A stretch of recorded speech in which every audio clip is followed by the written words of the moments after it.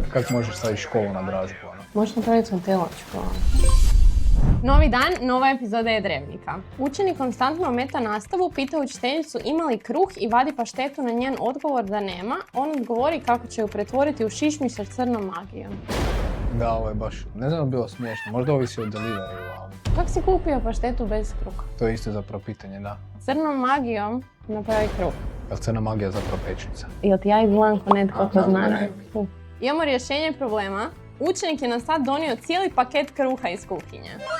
Iz kuhinje? To je onda krađa. Pa možda iz njegove kuhinje. Ajde, dobro, pravit ćemo se da je. Nakon što je upozoren, nekoliko šnita je već pojeo, nastavio je jest kruh skrivečki.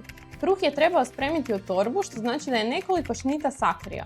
Iako ga nisam opomenula jer često na satu imamo raspravu o ponašanju, učenik nosi roze sunčane naočale. Uvijek budeš gleda kroz roze naočale, svijet. Ovo s kruhom mi nije jasno. Ko normalno dođe i samo jede kruh? E pa on se treba skompat s ovim sa paštetom. Vi ste najbolji prijatelji. Drevnik Mejka prijatelj. Učenik tokom ljetnih praznika slika školsku ustanovu i sva njezina područja te stavlja slike na eBay na kojem radi licitaciju koja je došla do 1500, ne, 1,5 milijuna eura. Šta je licitacija? A ne znaš, a? Učenik se brani riječima, od toliko para bi svako napokon dobio normalnu plaću. Učenik će na početku školske godine dobiti pedagošku mjeru ukvar. Još ne može dobiti jer nije krenulo, ali ono, prva stvar. Mislim, meni ovo zvuči kao onak izmišljena priča. 1,5 milijuna stvarno mislim da niko ne bi dao za...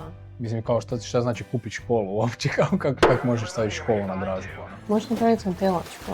Šta ja znam šta se prodaje na eBayu. U ovoj epizodi pobjednička bilješka je... Čestitamo i javi nam se u DM za svoju majicu. A vi nastavite slati svoje bilješke u komentar, na mail ili u DM.